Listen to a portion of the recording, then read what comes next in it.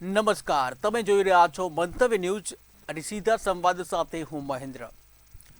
તો કાળઝાળ ગરમી અને અસહ્ય ઉકળાટ વચ્ચે આખરે મેઘરાજાએ દેશના આંગણે આગમન કરી ચૂક્યા છે. હવામાન વિભાગે સત્તાવાર જાહેરાત કરી છે કે દક્ષિણ પશ્ચિમ ચોમાસું કેરળમાં પહોંચી ગયું છે. પરંતુ આ સારા સમાચારની સાથે જ ચિંતાના વાદળો પણ ઘેરાયા છે. કેમ કે આ વખતે ચોમાસું પોતાના નિયત સમય કરતાં 3 દિવસ મોડું છે. છેલ્લા 12 વર્ષનો રેકોર્ડ જુઓ તો 7મી વાર ચોમાસું મોડું પડ્યું છે. આ વિલંબ સીધો જનતાના ખિસ્સા અને જગતના તાતના જીવ સાથે જોડાયેલો છે. ત્યારે ગુજરાતમાં પ્રી મોન્સૂન તો સક્રિય થયું, પરંતુ વાવાઝોડા અને આકાશી વીજળીને જે માસૂમોના જીવ લેવાનું શરૂ કરી દીધું છે. મહીસાગરમાં મકાનોના છાપરા ઉડ્યા તો સાબરકાંઠામાં વીજળી પડતા એક યુવાનનો જીવ ગયો. સવાલ એ છે કે આ મોડા ચોમાસાને કારણે ખરીફ પાકોનું ટાઈમ ટેબલ ખોરવાઈ જશે અને એની જવાબદારી કોની? એક તરફ કાળઝાળ ગરમી અને બીજી તરફ વાવાઝોડાની આફત. ત્યારે આજે ચોમાસું મોડું છે અને આપણી ચિંતા વધી છે, અને તંત્ર તૈયારી કેવી છે તે પણ એક સવાલ છે. ત્યારે આપણે આ જ મુદ્દે સીધા સંવાદમાં ચર્ચા કરીશું, અને આપણી સાથે ચર્ચા કરવા માટે કૃષિ હવામાન નિષ્ણાંત મેહુલ વસાણી જોડાઈ ગયા છે. ખેડૂત અગ્રણી ભરતસિંહ ઝાલા જોડાઈ ગયા છે. આપ બંને મહાનુભાવોનું મંતવ્ય ન્યૂઝમાં સ્વાગત છે. ખાસ કરીને મેહુલભાઈ, આપણાથી શરૂઆત કરીશ કે ચોમાસું આ વખતે 3 દિવસ મોડું છે. ત્યારે આ 3 દિવસનો આંકડો સામાન્ય છે કે પછી ચિંતાજનક? મહેન્દ્રભાઈ, વાત કરીએ ચોમાસું 2026 જે આજે કેરળમ ખાતે જેનું આગમન થયેલું છે. સામાન્ય રીતે જે 1 જૂને જે છે એની સામાન્ય વિધિ છે કેરળમાં આગમન થવા માટે, ભારતીય જમીની ભૂમિ માટે, ચોમાસા માટે. તો સામાન્ય રીતે લગભગ 1 થી 5 જૂને જે કેરળમાં એન્ટ્રી થતી હોય છે ચોમાસાની, એને આપણે સામાન્ય રીતે ગણતા હોઈએ છીએ. પણ પાછલા વર્ષમાં એટલે કે વર્ષ 2025ના ચોમાસા દરમિયાન જે લગભગ 6 દિવસ વહેલું એટલે કે 24 મેની આસપાસ જે છે એને કેરળમાં એન્ટ્રી કરી હતી. પણ સામાન્ય રીતે લગભગ 1 અઠવાડિયા સુધી જો ચોમાસું જે છે એન્ટ્રી કરતું હોય તેને સામાન્ય રીતે સામાન્ય ગણવામાં આવે છે. તો જેની જે પ્રગતિ થઈ રહી છે ચોમાસાની, એ હાલ પૂરતી જે માનીએ તો એ લગભગ સામાન્ય થઈ રહી છે. જી બિલકુલ.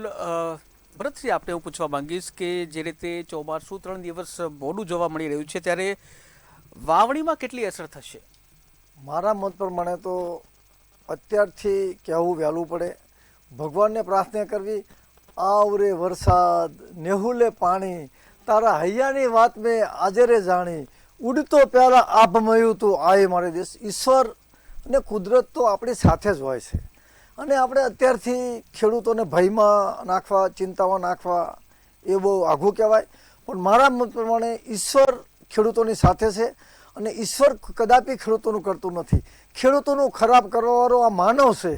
માનવ સર્જિત આફતો જે આવે છે એને તમે કોઈ જોતા જ નથી. આજે ગુજરાતમાં ને સમગ્ર દેશમાં વીજ પોલનો નામનો જે રાક્ષસ આવી ગયો છે, અને ખેડૂતોને આડેધડ વીજ પોલ નાખી રહ્યા છે. કદાપી ઉત્પાદનના પૂરા ભાવ નથી, અને આ દેશની ધરતીને જે લૂંટવાનું કાવતરું થયું છે, જે રાવણ કરતાં પણ વધુ, મોહમ્મદ ગજની કરતાં વધારે જે ત્રાસ ગુજારી રહ્યા છે, એની ચર્ચા કરવાની જરૂર છે. માનવ સર્જિત આફતની ચર્ચા કરવાની જરૂર છે. અને કુદરત તો આપણને આપે છે, અને કુદરતનો વાંક નથી, વાંક છે મનુષ્યનો. હવામાન ખાતાના નિષ્ણાત પણ સારી વાત કરે છે, એડવાન્સમાં ઇન્ફોર્મેશન આપી દે છે, એમનો આભાર માનું છું. પણ એ અત્યારથી ભય પેદા કરવો અને કુદરતને આગળ કરીને એ મારા સિદ્ધાંતમાં નથી. ભય ફેલાવે છે આ તંત્ર, અને તંત્રની સામે જે આપણે અવાજ ઊભો કરવો જોઈએ એટલો અવાજ ઊભો થતો નથી. તમે વિચાર કરો કે આ વીજ પોલનો ત્રાસ તમે જુઓ છો કે સેંકડો ખેડૂતોના માથે જે મહાકાર્ય રાક્ષસ રૂપી કંપનીઓ જે ખેડૂતોને લૂંટી રહી છે, એની ચર્ચા કરવાની જરૂર છે. બીજી વસ્તુ કરું કે ખરીફ સિઝન, બહુ વાત કરી કે ખરીફ સિઝન આવશે, અને ઈશ્વર ન કરે કે ખરીફ સિઝનમાં નુકસાન થાય, પરંતુ ભગવાન ઉત્પાદન એટલું બધું આપશે તો પછી ખેડૂતો વેચવા ક્યાં જશે? આ ભારત દેશની અંદર આઝાદીના 70 વર્ષ પછી માર્કેટિંગ યાર્ડમાં ખેડૂતોને લૂંટવાનો ધંધો કરી રહ્યો છે. MSP થી જે નક્કી કરે છે એ પણ ખેડૂતોને કૂવામાં ધક્કા દેવાના ભાવ નક્કી કરે છે. અત્યારની મોંઘવારી અને ફુગાવાને આધારે કપાસના મગફળીના 3000 રૂપિયા 20 કિલોનો હોવો જોઈએ, ઘઉંના 1500 રૂપિયા હોવો જોઈએ, ડાંગરના 1200 રૂપિયા હોવો જોઈએ, બાજરાના 1200 રૂપિયા હોવો જોઈએ. આ ચર્ચા કરવાની જરૂર છે આ દેશના ખેડૂતો માટે, ખેતી સાથે સંકળાયેલા બોરા વર્ગ માટે. ભરતસિંહ, કહેવા માંગીશ કે એ મુદ્દા પર ફરીથી આપણે ચર્ચા કરીશું. આજનો જે મુદ્દો છે એના ઉપર આપણે ફોકસ કરીશું. જે પ્રશ્ન છે કે 3 દિવસ ચોમાસું છે એ મોડું આવ્યું છે, મતલબ 1 જૂને આવવું જોઈએ અને આજે 4 જૂને કેરળમાં એન્ટ્રી થઈ છે અને જેના 15-20 દિવસ પછી ગુજરાતમાં આ ચોમાસું આવતું હોય છે. ત્યારે ખાસ કરીને મારો પ્રશ્ન એ છે કે વાવણીના સમય પત્રકમાં કેટલો ફેરફાર કરવામાં આવશે? બહુ ફેર ન પડે સાહેબ. આપણે 20 જૂને વરસાદ માગવી, 20મી જૂને, અને કદાચ 20મી જૂને વરસાદ થઈ જ જવાનો છે, કદાચ 5 દિવસ 25 જૂને થાય તો એમાં કંઈ બરફ ફરક ન પડે. આપણું જે આબોહવાને કારણે આપણે દર 15-20 દિવસે 2.5-3 ઇંચ વરસાદ થાય તો આપણા ગુજરાતમાં સારામાં સારું વરસ કહેવાય. એટલે મારા મત પ્રમાણે 3 દિવસ 5 દિવસનું કંઈ મારા મત પ્રમાણે બહુ મોડું કહેવાય. પણ કહેવાય શું કે હવા બહુ વાવાઝોડું આવે, અતિવૃષ્ટિ થાય, પૂર આવે તો કે તે વાવાઝોડું જેવું કોઈ નુકસાન થાય તો એની ચિંતા થાય. બાકી વરસાદ 2-5 દિવસ કદાચ વહેલો થાય કે જો આજે કાલે જ તે 2-2.5 ઇંચ જેવો વરસાદ થઈ ગયો ઘણા જિલ્લાઓમાં, તો કદાચ એ ખેતીની અંદર ખેડૂતોને ખેતી કરવામાં પણ અનુકૂળતા રહેશે. એટલે 3 દિવસ કે 5 દિવસ કે 10 દિવસમાં હું માનું છું ત્યાં સુધી બહુ ફરક નથી પડતો. બિલકુલ. મેહુલભાઈ, આપના પાસે આવીશું કે જે રીતે છેલ્લા 12 વર્ષનો આપણે રેકોર્ડ જોઈએ તો 12 વર્ષમાંથી 7 વાર જે વરસાદ છે એની શરૂઆત મતલબ મોડી થઈ છે. જો આ સિઝનમાં પણ વાત કરવામાં આવે તો 3 દિવસ મોડું જોવા મળ્યું છે. માત્ર આ 12 વર્ષમાં એક જ 2020માં એવું છે કે સમયસર જે ચોમાસું આવ્યું છે. ત્યારે આ અનબેલેન્સ જે જોવા મળે છે તો એ કેટલી અસર કરે છે? શું આ કાયમી પેટર્ન બનતી જાય છે? અગ્રને કીધું કે સામાન્ય રીતે 4 થી 5 દિવસ જો ચોમાસું મોડું પડતું હોય છે તો તેના સમગ્ર ચોમાસા ઉપર એટલી બધી સીધી અસર જોવા નથી મળતી. તેમ છતાં ક્યારેક ચોમાસું જે છે કેરળ ખાતે સમયસર આગમન દેતું હોય છે, પણ અમુક સામુદ્રિક પરિસ્થિતિના કારણે જે છે એ મુંબઈ કાંઠે અથવા તો ગુજરાતના કાંઠે કદાચ 2-4 દિવસ વહેલું કે મોડું પહોંચતું હોય છે. તો તેની જે શરૂઆતમાં જે 3 કે 4 દિવસ જે ડિલે થવાની પ્રોસેસ છે એની આખા ચોમાસા પર એટલી અસર જોવા નથી મળતી. હવે વાત કરીએ છેલ્લા 12 વર્ષના ચોમાસાના આગમનમાં, તો ખાલી અમુક વર્ષોની વાત કરતા જે ચોમાસું જે છે એ 1 જૂન કરતા મોડું આવેલું છે. તો જે છેલ્લા આપણે 10 વર્ષથી જોઈએ છે કે જે વરસાદનું પ્રમાણ જે છે એ ધીમે ધીમે વધી રહ્યું છે પાછલા વર્ષોથી. તો જે ટોટલ જે વરસાદનું જે પ્રમાણ છે એ વધતું જ જોવા મળ્યું છે. પણ એનું જે ડિસ્ટ્રીબ્યુશન છે, વિતરણ, જે ખેડૂત અગ્રને કીધું કે જે વધારે અતિવૃષ્ટિ થાય છે કે ક્યારેક વધારે ડ્રાય સ્પેલ લાંબો ચાલે છે, તો એવી જે પરિસ્થિતિ જે છે એ છેલ્લા એકાદ દાયકાથી વધતી જોવા મળી રહી છે. તો તેનું જ્યારે ખેડૂતો જ્યારે વાવણી કરતા હોય છે, સમયસર વરસાદ થતો હોય છે તો એના આધારે વાવણી થતી હોય છે. પણ ક્યારેક જ્યારે ડ્રાય સ્પેલ એટલે વરસાદ વગરનો જે પીરિયડ છે એ લાંબો ખેંચાતો હોય છે, ક્યારેક અમુક વર્ષે એમને પિયત પણ આપવું પડતું હોય છે. તો જે બહુ ડિલે 2 થી 3 દિવસમાં જો ડિલે થતું હોય ચોમાસાનું, તો એની આખા ચોમાસા પર એટલી અસર જોવા ઓછી મળતી હોય છે. જે વિલંબ થવાનું કારણ શું હોઈ શકે? આપ કૃષિ હવામાન નિષ્ણાંત પણ છો તો એ વિશે દર્શકોને જણાવજો. સોરી, ચોમાસું જે છે વિલંબ થઈ રહ્યું છે, જે 12માંથી 7 વાર વિલંબ થયો છે, તો આ વિલંબ થવાના કયા કારણો હોઈ શકે? એના જે ચોમાસાના આગમન માટે જે છે એ અલગ અલગ પરિબળો પર અસર કરતું હોય છે.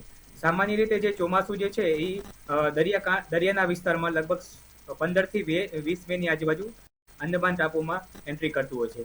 પણ ત્યાં સાનુકૂળ પરિસ્થિતિનો અભાવના કારણે જે છે એની સામાન્ય ગતિથી લગભગ કેરળના કાંઠે અથવા તો આગળ વધવામાં એનો થોડોક સમય લાગતો હોય છે. તો એના જે સામુદ્રિક પરિબળો છે, એનું જે સમુદ્રનું તાપમાન છે, સાથે જ્યારે અમુક નિયત વિસ્તારમાં જે વરસાદ થવો જોઈએ અમુક દિવસ માટે, સાથે પવનોની દિશા બદલાવી જોઈએ, ચોમાસુ પવનોની, અને સાથે જે વાદળનો પ્રવાહ વધવો જોઈએ એ પૂરતા પ્રમાણમાં હોતું નથી. એ છેલ્લા તમે લગભગ 10 વર્ષમાં જોશો તો કંઈ ને કંઈક જે વૈશ્વિક લેવલે તાપમાન વધી રહ્યું છે એની અસર જે છે ચોમાસાના આગમન ઉપર ક્યારેક જોવા મળતી હોય છે. જી બિલકુલ. ભરતસિંહ, આપણી પાસે આવીશ કે આ વરસાદ છે વિલંબ તો જોવા મળી રહ્યો છે, પરંતુ જો આ વિલંબ ખેંચાય તો ખેડૂત પાસે કોઈ બેકઅપ પ્લાન છે, કોઈ આયોજન? આ સમગ્ર વિશ્વમાં અને ખાસ કરીને ભારતમાં વાતાવરણમાં જે બદલાવ આવ્યો છે, બહુ સાહેબે વાત સાચી કરી કે વાતાવરણના બદલાવને કારણે ક્યારેક અતિ વરસાદ, ક્યારેક મોડો વરસાદ, અને તમે વિચાર કરો કે ગુજરાતમાં છેલ્લા 5 વર્ષથી રવિ સિઝનમાં વરસાદ થાય, નવરાત્રિમાં વરસાદ થાય, ઉનાળામાં વરસાદ થયો, ઉનાળો કહેવાય, અને ખરીફ સિઝન વરસાદ થાય. એટલે આ જે વાતાવરણમાં બદલાવને કારણે આફતનો સામનો તો લોકોએ પણ કરવો પડશે. ડિઝાસ્ટર મેનેજમેન્ટે પણ આનું એડવાન્સમાં ધ્યાન રાખવું પડશે, અને સરકારે પણ આ બાબતે ઘટતું કરી અત્યારની પરિસ્થિતિમાં છેલ્લા 5 વર્ષથી સાચું છે સારું કહેવાય કે હવામાન ખાતાની આગાહીને કારણે એલર્ટ થઈ જાય છે, જેના કારણે માનહાનિ ઓછી થાય છે.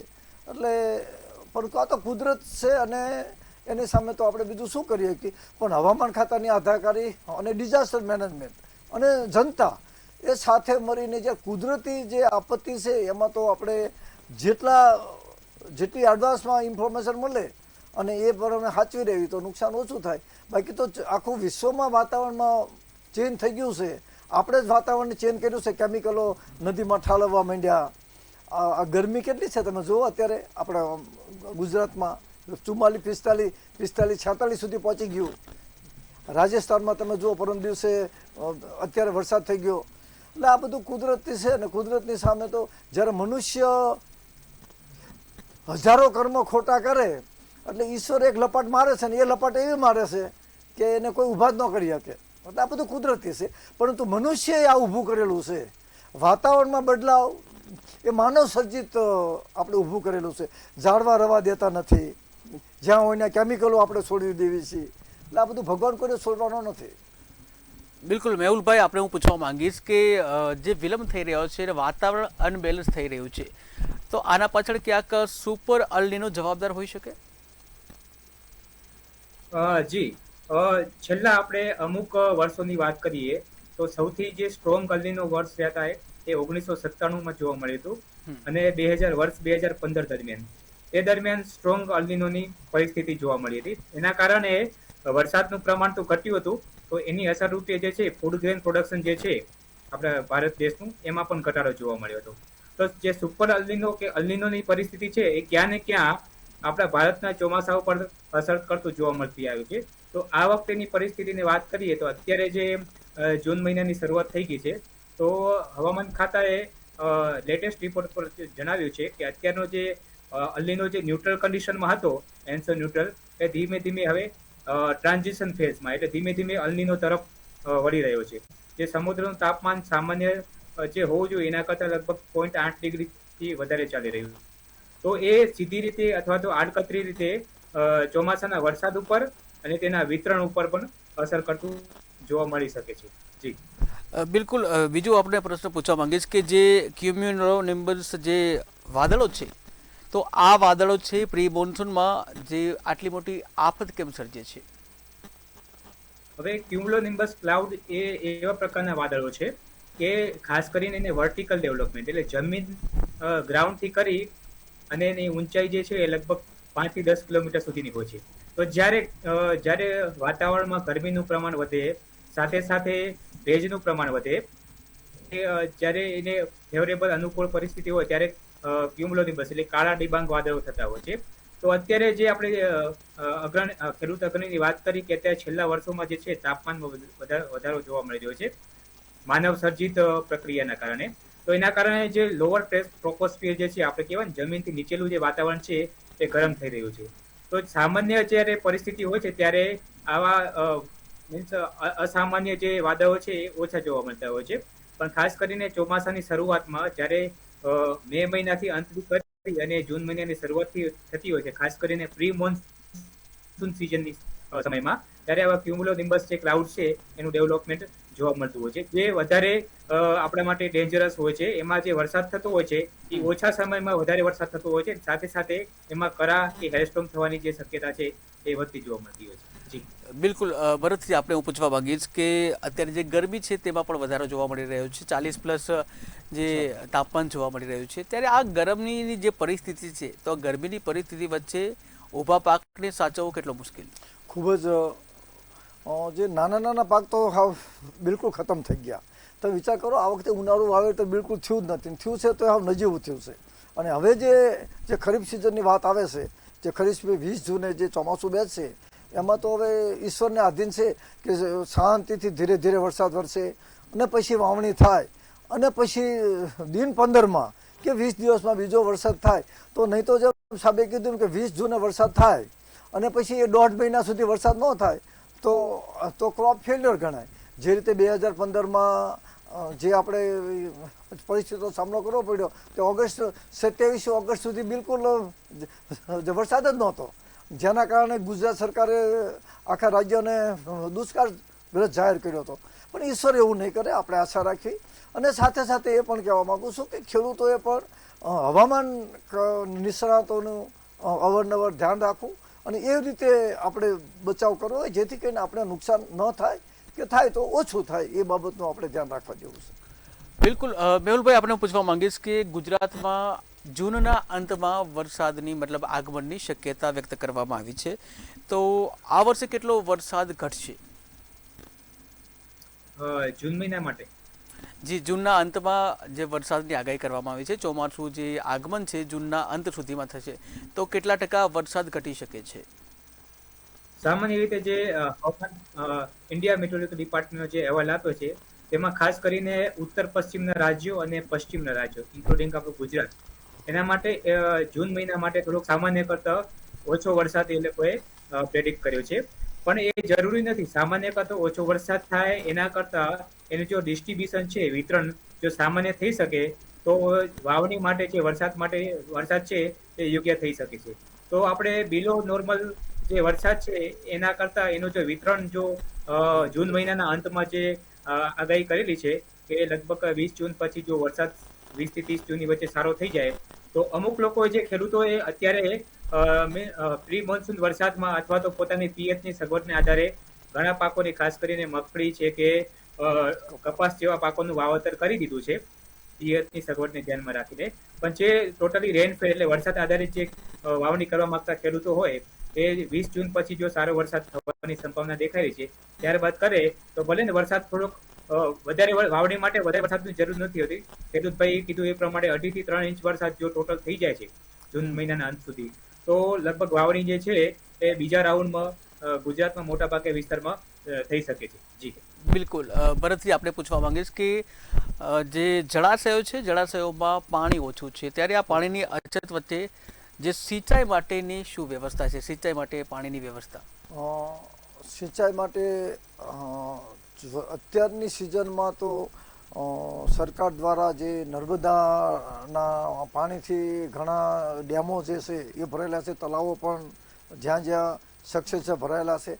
થોડીક મુશ્કેલી તો છે, પણ તોય તે સાચું કે પહેલાં કરતાં અત્યારે જે નર્મદાનું કેનાલનું પાણી આવતા બધા કેનાલમાંથી ડીઝલ ઓઇલ એન્જિન દ્વારા કે મશીન દ્વારા સિંચાઈ, ભલે સિંચાઈ મોંઘી પડે છે, કંઈ વધતું નથી કાંઈ, પણ હું માનું છું ત્યાં સુધી એટલી બધી તકલીફ તો અત્યારે આ સાલના વર્ષમાં ઇરિગેશનની બહુ તકલીફ નથી પડી. સિંચાઈની તો લગભગ, અને સાહેબ કહે છે એમ કે 20 જૂન પછી વ્યવસ્થિત વ્યવસ્થા થાય અને તળાવ ભરી જાય, પાણી આવી જાય ને ધીરે ધીરે વરસાદ થતો રહે તો ખરીફ સિઝનમાં તો બહુ તકલીફ નહીં પડે. નહીં તો આપણે છે ને નર્મદે સર્વદે 140 મીટરની ઊંચાઈ થઈ ગઈ છે અને ત્યાંથી દરવાજો ખોલે એટલે સીધું ખેતરમાં પાણી આવી જ જવાનું છે ને, ચિંતા શું છે? બિલકુલ. મેહુલભાઈ, આપણે હું પૂછવા માંગીશ કે જે રીતે થંડરસ્ટોર્મ વોર્નિંગની આગાહી કરવામાં આવી છે તો સામાન્ય નાગરિકે કઈ સાવચેતી રાખવી જોઈએ?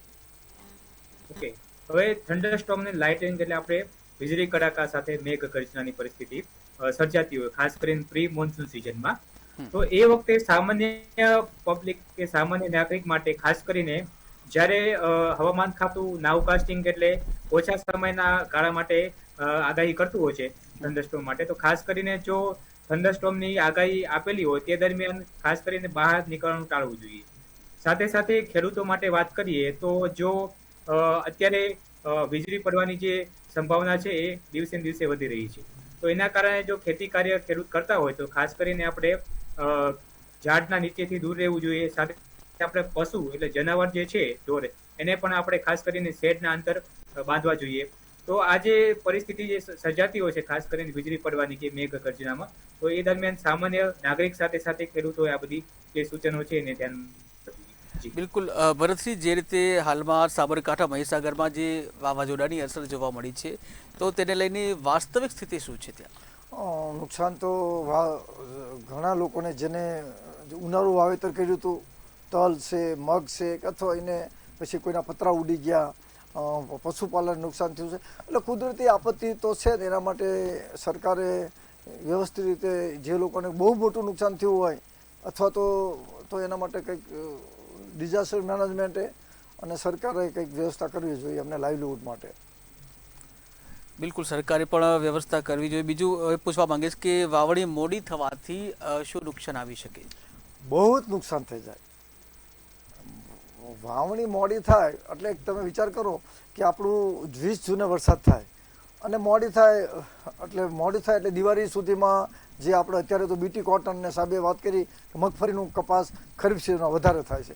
બાકી તલ છે, મગ છે, મઠ છે, એ હવે આ જે અત્યારે જે નેચરલ જે કુદરતી જે પાકો છે મગફળી અને કપાસ, એ લગભગ 9મા મહિનામાં કે 10મા મહિનામાં દિવાળી પહેલાં આવવાના તૈયાર થાય. એટલે જેટલો અત્યારે લેટ વરસાદ થાય એટલો પાછળથી લેટ થાય. એટલે જ્યારે એને બરોબર પાક આવી જાય તો પછી આપણે મગફળીના પાથરા તમે કેવા દેખાડતા હતા, મગફળીના પાથરા તરતા હોય અને ખેડૂતો રોતા હોય. એટલે આ બધું તો કુદરતી છે અને એ રહેવાનું. બિલકુલ. મેહુલભાઈ, આપણે હું પૂછવા માંગીશ કે જે રીતની હાલની પરિસ્થિતિ છે, તો આ પરિસ્થિતિને જોતા કયા પ્રકારના પાકનું વાવેતર ખેડૂતોએ કરવું જોઈએ કે જેથી એને વધારે નફો મળી શકે? અત્યારની જે પરિસ્થિતિ છે તેને ધ્યાનમાં લઈને જે ચોમાસું જો સામાન્ય પ્રગતિથી ગતિ કરે છે તો ખેડૂતોને બહુ ચિંતા કરવાની જરૂર નથી. કારણ કે ઇતિહાસમાં પહેલાના સમયમાં જ્યારે અલ્નીનોની પરિસ્થિતિ બનતી હતી ત્યારે પિયતની સગવડ અપૂરતી હતી. પણ હાલની પરિસ્થિતિમાં જે છે એ લગભગ ગુજરાતમાં ઘણા વિસ્તારમાં જે છે પિયતની સગવડ અત્યારે પૂરતી છે. તો જ્યારે વરસાદ વચ્ચે ખેંચાય છે ત્યારે લગભગ એ જરૂર પૂરતું એક પિયત આપી દેતા હોય છે ખેડૂતો. પરંતુ જ્યારે આપણે ક્રોપ સિલેક્શનની વાત કરીએ છીએ તો જે ખેડૂતો જે ક્રોપ આવતા હોય છે એ જ વાવવાના છે, એમાં કઈ ફરક તો નહીં આવે. પરંતુ જ્યારે વરસાદ મોડો ખેંચાય અથવા તો મોડો વરસાદ આવે તો આપણે પાક જે છે ખાસ કરી જે પ્રમાણે ભરતભાઈ જે કીધું કે પાકની બદલી કરવી પડશે. ખાસ કરીને અડદ કે મગ જેવા પાક જે છે એ જો વરસાદ મોડો આવે છે જુલાઈમાં તો આપણે ટૂંકા ગાળાના પાકો જે છે એની પસંદગી કરવી જોઈએ. અથવા તો જ્યારે વરસાદ જ્યારે સમયસર આવે છે તો કપાસ કે આપણે જે રેગ્યુલર પાકો જે છે મગફળી જેવા એવા પાકો કરતા હોય છે. તો વરસાદને આગમનની પરિસ્થિતિને ધ્યાનમાં રાખીને અત્યારની જે પરિસ્થિતિ દેખાય છે તેમાં તો લગભગ સામાન્ય વરસાદની આગમન થઈ શકે છે. પરંતુ જો એમાં વરસાદ ખેંચાય છે તો જે વાવણી નથી કરી ખેડૂતોને એમાં પાકની સિલેક્શન અથવા તો પાકની પસંદગી કરીને જ વાવણી કરવી જોઈએ. જી બિલકુલ ભરતસિંહ, અત્યારે હાલમાં જે ખેડૂતો છે, ખેડૂતો બેવડો માર સહન કરી રહી છે, ત્યારે આ બેવડા માર વચ્ચે સરકાર પાસે કઈ આર્થિક જે મદદની જે આપ માંગ કરી રહ્યા છો? બહુ સરસની વાત કરી. ગુજરાત સરકાર દ્વારા અને સમગ્ર ભારત સરકાર દ્વારા ખેડૂતોની તમામ સમસ્યાનો ઉકેલ લાવવા માટે 15મી જૂને સવારે 10 વાગે શાંતિપુરા ચોકડીથી કિસાન અધિકાર યાત્રા નીકળશે.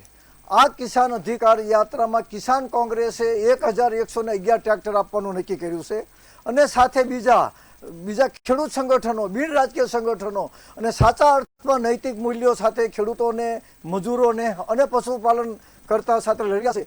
એ લગભગ ઓછામાં ઓછા 17,000 કે 18,000 ટ્રેક્ટરો અને 20,000 ખેડૂતો અને પશુપાલન કરતા નીકળશે. એમાં સ્પષ્ટ અમારી પહેલી માગણી છે ખેડૂતોના દેવા નાબૂદ કરે, વીજ પોલ કંપની દ્વારા જે ત્રાસ ગુજરવામાં આવ્યો છે એ ત્રાસ દૂર કરે, એક વીજ પોલ દીઠ 2 કરોડ રૂપિયા રોકડા આપવામાં આવે અથવા તો માસિક ભાડું 50,000 કે ખેડૂતો સાથે નક્કી કરી અને ભાડું આપવામાં આવે. દૂધ ઉત્પાદકોને 1 લીટર દૂધના 100 રૂપિયા આપે. અને બીજી મોટામાં મોટી ચિંતા છે કે એમએસપી જે હમણાં કેન્દ્ર સરકારે નક્કી કરી જે ખેડૂતોને કૂવામાં ધક્કો દેવાની એમએસપી નક્કી કરી છે, તો કપાસના 3,000, મગફળીના 3,000, ઘઉંના 1,500 રૂપિયા જે હાલમાં જે મિનિમમ સપોર્ટ પર ટેકાના ભાવ જાહેર કર્યા છે એ અપૂરતા અને અધૂરા છે. અને જેટલું પણ ઉત્પાદન થાય એની ખરીદી કરવા સરકાર વ્યવસ્થા કરે. વધારામાં જે ડીઝલનો ભાવ અત્યારે બહુ વધી ગયો છે તો ડીઝલ પણ ખેડૂતોને 400 લીટર સુધી 50 રૂપિયા લીટર ખેડૂતોને ડીઝલ આપવામાં આવે. બિલકુલ, એવી રીતે ખેડૂત ભાઈઓ, આ લડત મારી, તમારી ને આપણા સૌની છે. તો કિસાન કોંગ્રેસ દ્વારા અને કિસાન સંઘર્ષ સમિતિ દ્વારા અને અન્ય ખેડૂતો દ્વારા જે 15 તારીખે શીશ, સંયમ અને નિષ્ઠા મુજબ જે કિસાન યાત્રામાં તમામ ખેડૂતોને, બુદ્ધિજીવીઓને એ બધાને જોડવા વિનંતી છે, કારણ કે ખેડૂત હિતમાં કાયમી નીતિ બને એ માટે અમારી માંગણી છે. બિલકુલ, સમયનો અભાવ છે. મેહુલભાઈ, ભરતસિંહ, આપ બંને આવ્યા અને ચર્ચા કરી એ બદલ આપનો આભાર. જોડે દેજો ખેડૂત ભાઈઓ, 15 તારીખે ભૂલતા નહીં. તો જે રીતની હાલની જે પરિસ્થિતિ છે, જ્યાં હવામાન જે બદલાઈ રહ્યું છે, ત્યારે હવામાનમાં જે વાત કરવામાં આવે તો કેરળમાં 3 દિવસ જે ચોમાસું છે મોડું શરૂ થયું છે, ત્યારે હવામાનમાં આવી રહેલા આ મોટા બદલાવ અને ચોમાસાના વિલંબને કારણે આગામી દિવસોમાં ગુજરાતના ખેડૂતો માટે કપાસ, મગફળી અને ડાંગર જેવા ખરીફ પાકોના વાવણીના આયોજન પર સીધી અસર પડશે. પ્રી મોન્સૂનમાં જ સર્જાયેલી વાવાઝોડાની આફતને જોતા બદલાતા વાતાવરણ સામે જનજીવન સુરક્ષિત રાખવા માટે વહીવટી તંત્રએ કાગળ પરની જે તૈયારીઓ છોડી અને હવે ગ્રાઉન્ડ લેવલે ચુસ્ત આયોજન કરવું અનિવાર્ય બન્યું છે. ત્યારે હાલ સમયનો અભાવ છે. ફરી મળીશું નવા વિષય સાથે. મને રજા આપશો. નમસ્કાર.